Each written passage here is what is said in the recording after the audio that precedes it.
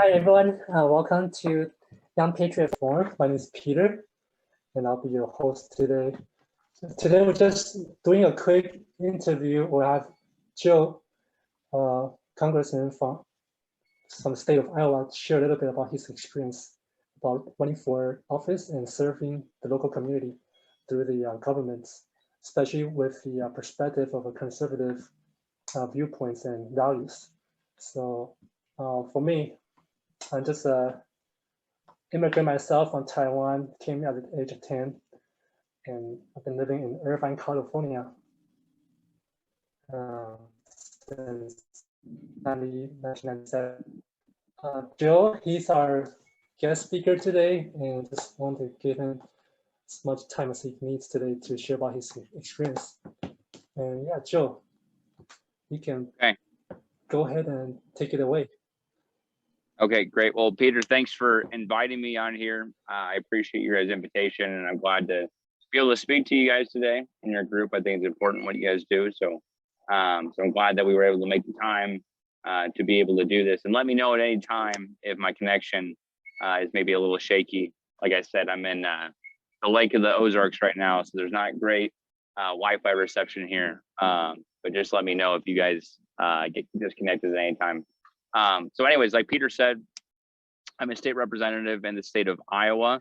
I'm currently 24, serving my second term in the Iowa House. I got elected at the age of 21 to the state house. And so I became the second youngest person ever to get elected in the state of Iowa to the state legislature. And, you know, backing up prior to that, grew up in Southeast Iowa my whole life. You know, my parents were never super political or anything like that. They were small business owners though. And so by the nature of that, then, you know, obviously they were a little bit more conservative, and that's where I got my original start to politics. And when I was a senior in high school, I started up at the Capitol as a page my senior year of high school. So that's like an internship for high school seniors where they go up there and get to learn the process and how the system works and get a network with you know, different folks that work in the government. So I did that my senior year of high school. After that, I went to Drake University in Des Moines. During my time at Drake, I worked at the Capitol as a legislative clerk, which is like a secretary for each state legislator has a clerk each session, which helps them with their schedule and their emails, and kind of acts as an assistant to them throughout session when we're passing laws, or we're in Des Moines doing that at the state capitol. And then I also worked in the governor's office as an intern. I worked in Senator Joni Ernst's office in DC as an intern. And then my junior year of college, my predecessor of 24 years decided to retire from the legislature. So he'd been there longer than I'd been alive. And at that point I had to make a choice, right? Was I got to run for my seat back home or not? And obviously, ultimately, I decided to run for my home seat back home. And I had a 4-way primary. And you know, obviously that was a challenging primary, and I ended up winning the primary by 100 votes. And I ended up winning that primary because I knocked on a ton of doors. And any state or local race you're going to run in, you're going to have to knock on doors. And so that's exactly what I did. That's the advice that I had. And so knocked on 6,000 doors throughout the whole entire election process, 2,000 doors in the primary to ask constituents in my district for their vote, which obviously ended up working out. And won the primary, went on to the general, won by 20 points. So I was able to get elected in November 2018, my senior year of college, graduated in December 2018, and got sworn into the Iowa House in January of 2019. And so currently in the Iowa legislature, I've currently served as, or previously served as vice chair of the Ways and Means Committee, which is the committee that deals with tax policy in the state. And now I'm an assistant leader, and I'm also on Ways and Means, Judiciary, state government, commerce, RIF budget, and I think that's it. So, but yeah, so anyways, glad to be on here. but I want to be able to take questions from you guys, Peter. If you guys have those. And also, I didn't know if you probably wanted me to talk about my organization I've recently started as well to get more young people involved. I didn't know if you wanted me to go into that as well, Peter. Yeah, that would be great. You can share more about the Gen Z. Yes. Yeah. Organization you were talking about. Yeah. So a little more about that. Yeah. So separately from me being in the state legislature and getting elected at 21 and also being 24 now, I recently started a organization about a year ago with 4 other state representatives from across the country, 2 from Florida and 1 from West Virginia, 1 from New Hampshire, all of whom got elected under 25, all whom are, identified as conservative. And so we started this organization called Run Gen Z. And the purpose of it is to empower, recruit, and mentor the next generation of conservative leaders in America. So essentially what we're doing is talking to groups like yourselves that consider yourselves to have, conservative principles, believe in the Constitution, believe in, sort of these America First policies, and, trying to get folks, younger people specifically, to run for office. And what we do is then pair them up with a legislative mentor or city council mentor, where they're running for, somebody that's already been there and done that, to be able to mentor them to help them through that election process. So that's essentially what we put together, and looking forward to answering any questions you guys have about that, but would love for anybody that's interested in doing that, to definitely contact us, because we're this is a nationwide thing. So we got folks from California to New York that have applied to our website to be candidates and run and make a difference in their community. Okay, cool. Hey, just wondering, what did you thought about before you went to being more involved with politics? Did you ever thought about doing other things before this? Just curious. Yeah. So, like I said, I went to be a page at the Capitol my senior year of high school. And so that's when I started formally getting my first start into politics. But throughout college, I never necessarily anticipated running for office at the age I did. But a lot of these things, it's not on your timing, it's on, what God's timing is, right? And that's what happened exactly when I ran, because my predecessor had been there for 24 years. So if he didn't want to retire, I probably wouldn't be in the position right now that I'm in. And so, I actually did get my business degree from Drake. So I do have my bachelor's in business administration. So I didn't get into poli-sci or pre-law or anything like that. So, I did anticipate going into the some sort of, business field, but obviously there's other plans in the making. So yeah. Okay, cool. Hey, just another question I have is, did you really thought that you were able to make a lot of changes, or did you have what was your initial idea about what you can do? And then so what I did is I looked at my district and thought, what are the issues that are going to impact, best impact what I want to change in my community, right? And so 3 things I ran on my first campaign was, number 1, fiscal responsibility, making sure that the state has a balanced budget. I believe that if you and your family have to balance a budget and not spend more than you make, right, then the government should do the same. So that was my first line item that I campaigned on. My second thing was small business friendly policies, so making sure that we're cutting regulations and taxes continually when we look at legislation. And then the third thing was rural school public education funding, because in my district, I don't have any private schools. And so it's important that our rural public schools are adequately funded. And that was something that people in my district, Republicans and Democrats, both cared about. So were you able to achieve like all of them or most of them, or somebody yeah, like so I mean, we've had a balanced budget since House Republicans have been in control of the legislature since 2010. You know, we've cut taxes numerous times in the last few years since I've been in the legislature, both on property taxes and income taxes.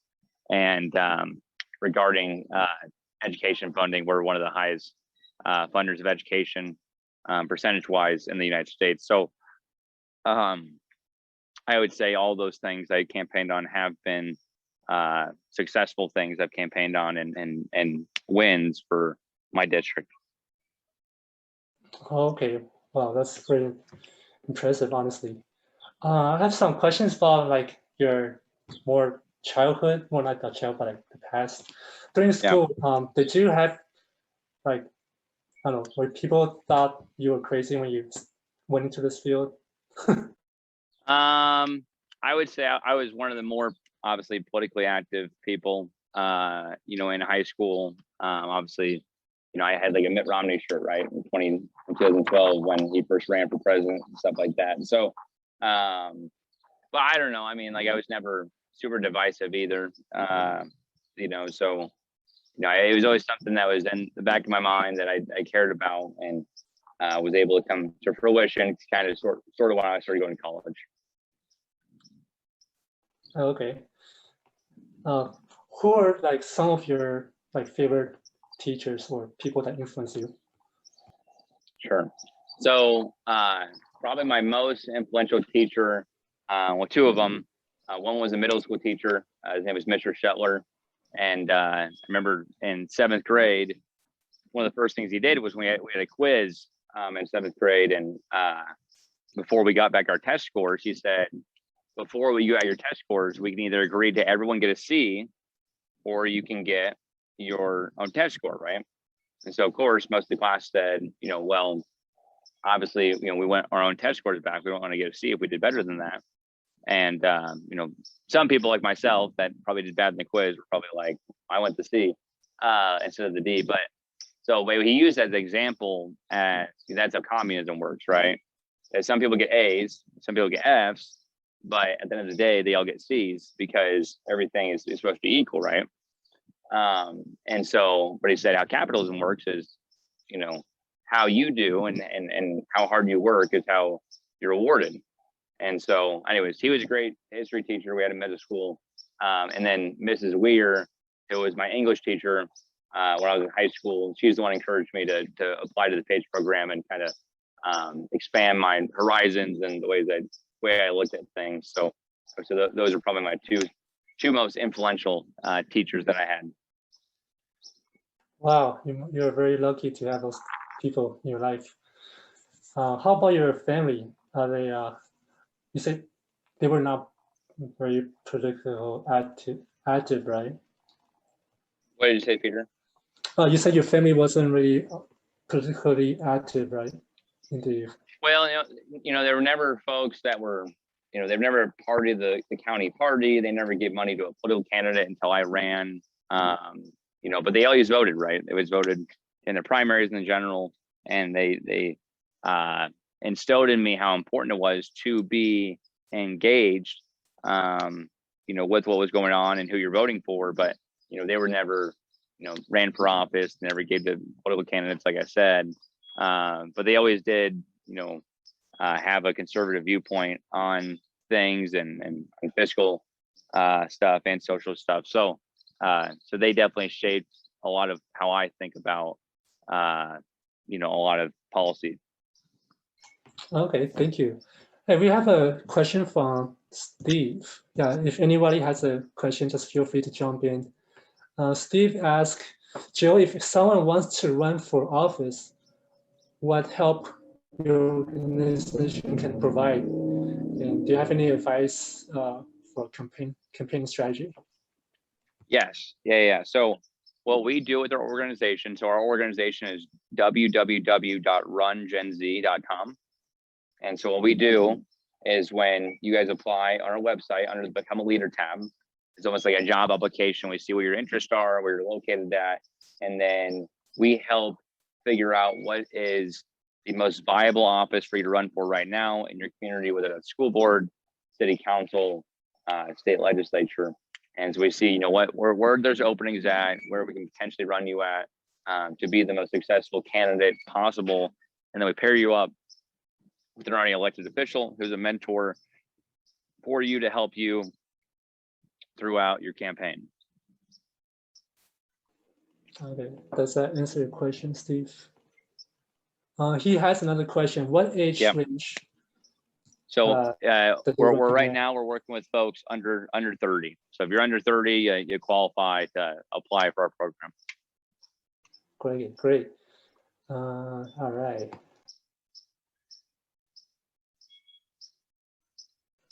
Sorry, I think that's all the questions I have, really. Is there anything else you guys? Wait, Jenny asked, do you provide funding or maybe some kind of funding assistance somehow? Oh, no. We don't have a PAC yet. I'm hoping we do at some point. Yeah, right now we don't have necessarily a PAC to give direct funding. But that's what our mentors help with is help you kind of set up a plan for fundraising and how do you do this grassroots donations and things of that nature. Awesome. Hey, what are some of your hobbies? Well, I consider myself a fairly busy person, so I don't have a ton of hobbies. But I like to hang out with friends, and that's what I'm doing this weekend down here at the Ozarks. But mainly catching up with folks and hang out with friends, and sometimes a little bit of golf. Mm-hmm. Wow. Do you play any musical instruments? Just curious. What did you say, Peter? You play any musical instruments, guitars or something like that? Oh, I do play percussion. Oh, nice. I love it. I play the drums. Yeah, I play the trap set. Yeah. Nice. I have another question from Portia. I think I'm pronouncing her name right. How do you convince other people, I guess, to run for office, I guess? The main thing is sharing my own story, right? Sharing my story about how I was able to get elected at a young age and hopefully inspiring people that way by, being able to tell my story and how it worked out, and then having my other members of the organization share their stories and how they got elected at a young age. Right. She has another question. So how do you fight the critical race theory? Like, how would you kind of address that? And in Iowa, we were one of the first ones to ban critical race theory from being taught in our schools. So we just did that recently in the last month or two. The governor signed that piece of legislation.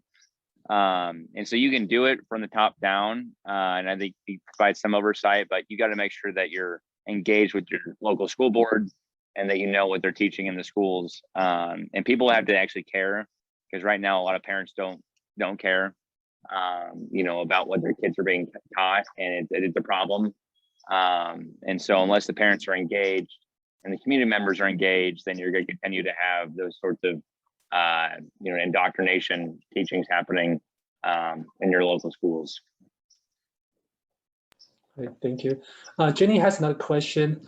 What is the best way to network? And what do you think law degrees is essential to being involved in politics? Getting into politics?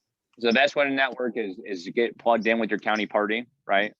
Get in with maybe a campaign that's running locally in your area, and be as upfront as possible with trying to meet as many people, including your city council, state legislative folks, introducing yourself, talking to them about the issues you care about. And obviously I don't have a law degree, so I don't think it's essential to be in politics. I think a lot of times when you talk to lawyers in politics, they say it's a little bit overrated. So, right, I could definitely see that. I have a question from Barnabas. He asked, because of the political corruption, we are Californians are intending to move out of the states. Are any attractive points that we can consider about moving to Iowa? Well, we'd love for you guys to come to Iowa, and we have open arms. Nice. So would love for you guys to come to Iowa, but I think the best way to fight quote unquote corruption is to make sure that you have good candidates and you're supporting candidates that are running for state and local offices, to make sure that you're holding folks like Gavin Newsom accountable for what they're doing. Right. Yeah, that is definitely the tougher role, but it is what needs to be done. Jenny has another question. She asks, many people cheat and lie in their political career. Do you find it hard to believe, hard to be true and honest in the political area? I think at times you're tested. I mean, for myself, I find it easy because I try to tell the truth as much as I can. Try to consciously do it, right? But I think at the end of the day, it's a difficult job because you're trying to communicate to people, right? It's always communication, and there's folks that are Democrats that represent, right? There's folks that are independents that represent, and it's not necessarily about telling falsehoods, which you should never do, but it's about communicating the most effective way to folks. Obviously, talking to you guys, I can be a little more candid about the pieces of legislation that we pass, versus when I'm talking to somebody that maybe has a completely different worldview than what we do. Okay, thank you. Another question from Y. Y asks, how does the state law is pushed through, and what law you are currently pushing right now? That's in the state of Iowa. I mean, we passed hundreds of pieces of legislation this year. They all go through a process where each bill that is introduced is assigned to a committee. Say the bill to raise the speed limit from 55 miles per hour to 60 miles per hour on state highways. That bill would be referred to the Transportation Committee, which would then have to get a subcommittee, which is a smaller committee of 3 members, 2 majority, 1 minority party, has to pass with a majority vote out of the subcommittee, where that's where the public has time to put input on a bill on. And then after that, if it passes, it goes to a full committee, which is about 20 members normally, right around there, has to pass with a majority of the standing committee, and then goes to the majority leader's office to be figured out if it's going to be on the floor or not. And then you have to have a simple majority to pass it on the Iowa House floor, and then it goes to the Senate. It has to do the same exact process. Okay. How are the committee members chosen? Are they volunteers or? So, I mean, all the committee members are state legislators. So the speaker, the speaker is the one that assigns those rules. Okay. Another question from Jenny. Jenny asked, for mayor or the governor position, do they require different skill sets from the legislative positions, such as a congressman or a senator? You're required to. Oh, okay. I mean, I would say, they're all relatively, you got to have, it's all in a bigger scale, obviously, but, obviously for governor and things of that nature, you're going to have a better, TV ad campaign and things of that nature on that portion of it, and bigger events and things like that. But it's all the same thing, right? You got to have charisma, you got to talk to people, you got to have an effective message and be able to let people know that you want to make effective change and make a difference in your state. Thank you. Questions from Steve. Steve asks, in California, we don't like some of the ridiculous bills. What is the best way to fight those bills?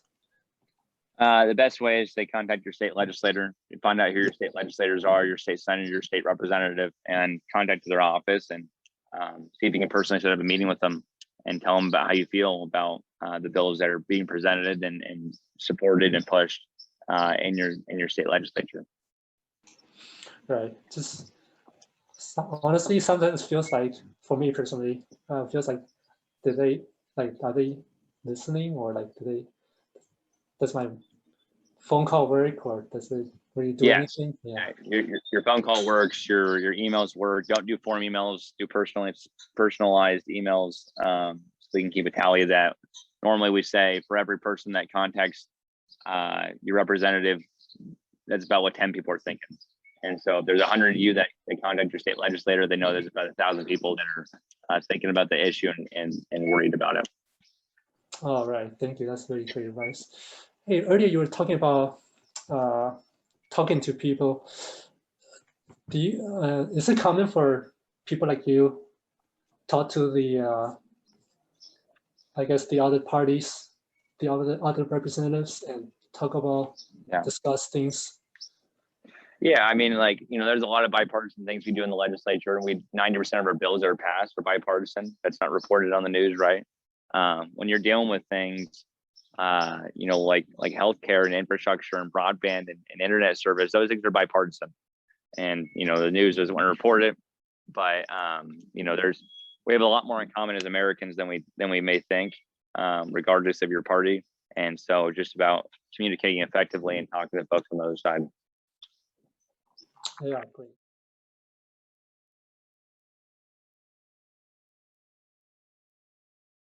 Chris and Debbie, they are people like you and me that want to see the country stay free with the protection of God. And they have lived all over the world and love the diversity of human cultures and many different cultures. And things they are freedom loving people, and they don't like the idea of being oppressed by any organization or any government. And they have a diverse organization and projects, all with one thing: to help people do what they enjoy and navigate through stumbling blocks and troubles. Their business centers around the idea of building a strong community empowered by lives of individuals and doing what they love.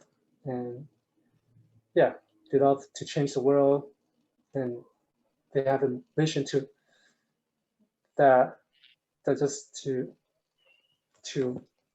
Virgin. Yeah, they want to talk about how this vision has materialized in Virginia, and hope to spark a hope to other communities in their neighborhood. So Chris and Debbie, would you like to go ahead and take it away? Hello and good afternoon, and it's Chris and Debbie Cloud. We are in Northern Virginia, in about 50 miles west of Washington, D.C. And well, Debbie and I are very heavily involved in community involvement and community activities. Debbie, why don't you give a brief introduction, and we'll talk about the things that we're doing and how we start with what are we doing tonight? So about a year ago, after the COVID, we knew that there weren't going to be not that many people were getting sick and dying, and we'd been locked in our homes for a really long time. We had a whole bunch of folks reach out to us, and they wanted to get together. So we opted to throw a New Year's party at June 30th last year, 2020, to reboot the year and get people together, because we didn't like the direction of what was happening in our country. And some of the problems we saw faced when we lost Virginia a year ago, 2 years ago now. So we opened up our home on 5 acres and had a potluck bonfire, and over 150 people showed up. This was on a Tuesday night. The last day of June was 6 months into the year, and we figured, well, why don't we reboot the new year, and we'll call that New Year's 2.0. And we had 150 people show up. And people were really desperate for some socializing and some sense of normalcy. And Debbie and I getting together because they were upset with so many things that were happening, and their businesses being shut down, their lives being shut down, and their freedoms being taken away. So we had there was such a good reaction to that, or response to that bonfire. We had a nice big bonfire, and everybody brought a dish, and everybody had a great time. And so we decided to do that every month. And so we've been having a bonfire and a potluck where people bring a dish the last Saturday of every month since then, and it's been a year now. But and go ahead. part of that is that it's not just about getting together and being Right. social, but that we've had a lot of very diverse, like-minded people that are focused and concerned about the state of our affairs, about the politics. So we've had candidates from across our state. We've had people thinking about running for office. We've had elected officials. We've had movers and shakers from a wide variety of different cultures within America. And life experiences. And one of the things that's fascinated Debbie and I so much is the diversity of the people that have come to our events and have spoken at our events. And they come from China, they come from North Korea, they come from Taiwan, they come from Latin America, Venezuela, South America, and even Africa. We have a friend that emigrated from Rhodesia before the fall of Zimbabwe, before it fell to Zimbabwe. And these people, we were honored to have them speak to our audience, and they all shared a similar theme, which was they experienced true Marxism and communism, and they escaped it, and they came to America, and they see the same threat happening in America, and how we must be more vigilant about what's happening, the threats that we have to our freedoms here in this country, not only with the COVID and the lockdowns, but with the whole critical theory issues. And election integrity is a huge issue. And so we've been very active in our school board, in our board of supervisors. And what I like to say is, if you can be involved locally, that has a really great effect on your quality of life. And that's where we need to focus our efforts initially, is on local offices and local elections. Just like one of the questions they had for your last speaker, do people respond, and do the emails and the phone calls, are they important? They are very important, because they need to have numbers, and they need to have documentation of what's happening to people, what their life experience is, what they need, what they want. And if they don't have the documentation, they can't hold it up and account for things. The hard part of it is the complexity. So we're having a lot of problems in Virginia with our school board. Loudoun County and Fairfax County are in the news all the time. Our problem is we do not have a governor and lieutenant governor and AG right now. The governor appoints the people to the Virginia school educational department, and they set the rules and the policies. And then you have laws coming out of the House and the Senate in Virginia that are run currently by the Democrats. And with those mandates, those laws, what they're allowed to choose, school boards, even if they're conservative and trying to work with the parents' interests and what's important to the children, then their hands are tied. They can't do anything, but parents don't understand that. So it is complex. How to make an effect. It's complex that all of this is interwoven and it's interconnected. Even a school board was recently in Fairfax taken over by parents that were concerned about critical race theory. And we just heard this morning that the PTA is going to cut down that charter, that they no longer have the power in their school system. A situation that was very similar to what happened on social media with Facebook, where the general consensus was, if you conservatives don't like how you're treated on Facebook, why, you're perfectly free to go out and start your own platform and do your own thing. And we did, and it became popular, and so they assassinated it. It was known as Parler. Now it still exists, but it's tiny. This school board, this PTA, was actually taken over. It was reelected, and we put conservatives in that school board. And so the state's answer, the state PTA's answer to that, is to abolish that chapter, because it's a threat to the Marxism that they're trying to implement. And we honestly believe that there are people that want to instill Marxism in America. And it's terrifying. So January 6th, we went with Matthew Trong to DC. He took 10 buses from Northern Virginia over to hear Trump speak and to be there on the mall. And the one thing that happened after the media reported and everything that happened that day that we know was not part of anything we were involved in is that people are really looking for answers. They want to know how they can get involved. They want to know how they can start things. They want to know how they can get power back into their lives and make this world a better place again and not lose that. So we've had many people come to us and we've worked with them. We've started Sunday night groups with educational speakers on what you can do locally. We have different national organizations that come in and work with the people locally on how to get involved, how to run for office, and how to do things. So everybody has something they want to do. So that everybody has something that's important to them. It's finding a way to make a difference. It absolutely the localized mobilization of people that are like-minded.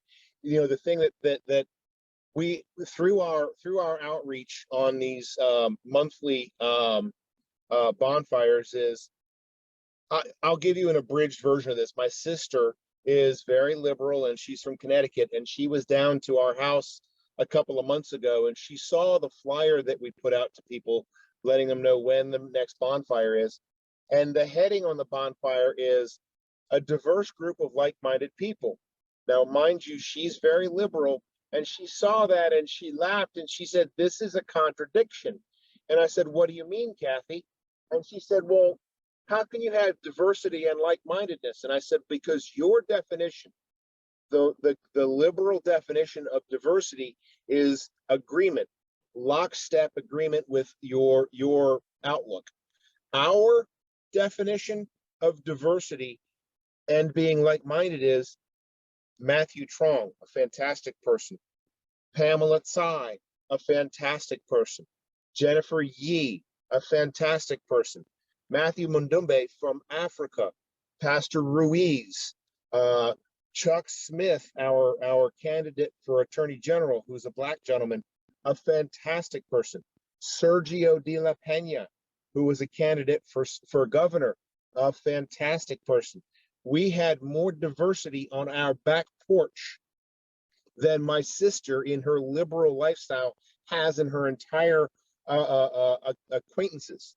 And that is diversity, and those are like-minded people. And that's true diversity. And they're like-minded about freedom and freedom, the rights, opportunity, merit, opportunities, education.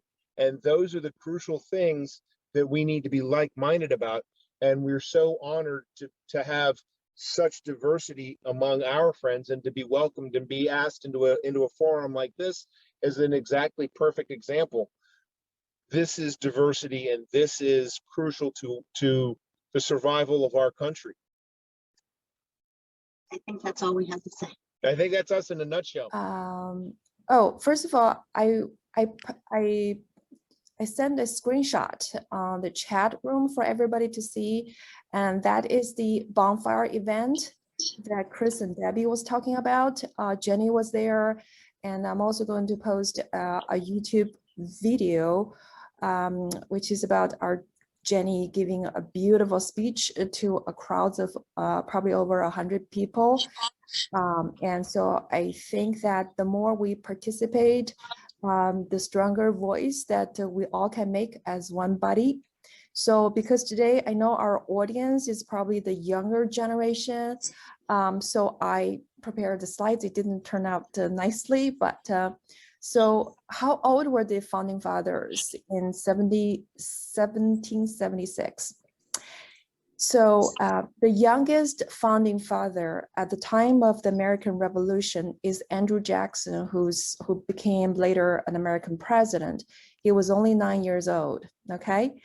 And a Major General, Nathaniel Hale, he was 21, and Alexander Hamilton is only 21. And Betsy Rose, who is the lady who sewed the American flag, she's only 24. She was only 24. And then Thomas Jefferson, 33. Thomas Paine, who wrote that book that gave the American people to stand up and to fight the name of the book is called Common Sense. And he was only 39, and George Washington was 44. So the average of, because of the space, I wasn't able to paste all the other names. I think the oldest founding father at the time of 1776 was Benjamin Franklin. He was about 69 or 70 years old. But the average age of the America's founding father during the Independence War was less than 40 years old, was about 35. So think about it. What are the young people doing right now? Are they, playing video games? Where are they? And then what can we do to make this country better? And I think that we can draw a lot of lessons from the previous generation who actually founded this country. And so I think that it really made me think that at the time of the America Revolution, where America was young, and there was people who were trying to fight a tyranny from a large empire, and people had nothing. They didn't have money, they didn't have ammunition, and they had lack experience. But what they had was courage and belief in God. And I read a lot of books written by the American founding fathers. They talk about, they actually did get the inspiration and words coming from God and encouraging them and helping them to overcome all sorts of difficulties and adversity. So I think that I'd like to share this slide with the young American patriot. No matter where were you born, if we are in this country, we made the choice to be an American, and American is not united by race, blood, is actually by idealism and the same belief in God. The country is one nation under God. So with that, let's move on to the next slide. So last night, Jenny and I, we were talking about the story of David and Goliath, and it's a very famous biblical legend where a teenager actually defeated a giant and scared an army of tens of thousands of people. How did he do that?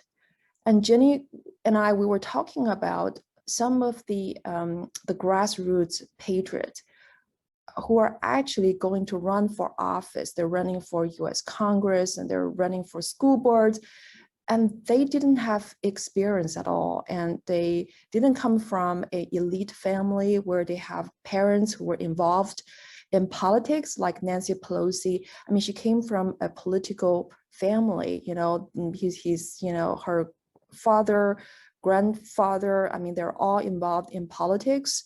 And like people like Mitch McConnell, like Bush dynasty and Joe Biden, these people, they became career politicians, and they came from political family. And so, but look at what America is facing right now. We're facing a big, big problem. And because people have lost their values and their faith in God, and they became such an easy prey to the corruption, and because it's all about money and power. And so I think that we were talking about some of the people we personally knew, they're housewives, and they didn't have any experience, like Marjorie Taylor, and a personal friend of mine as Liz Piper Loomis. She is a stay-at-home mom, a housewife in South Carolina, and now she's traveling all over the country. She was at the border, the Mexican border, and she attended the patriotic meetings to meet with people. I mean, she had no experience, and she has no financial backing. She didn't have like large corporations or institutional backup, but she is running. And those are the people I think we should support, because they're running on faith. They're running on their belief in God. that America is one nation under God. Just like this teenager, she had nothing, and all he had was his faith. And so I think that, I think it's quite an inspirational story that we can actually make ourselves a modern tale of David and Goliath. So yeah, so I think that concludes my sharing today, and I hope you find it helpful. Thank you so much for having me today.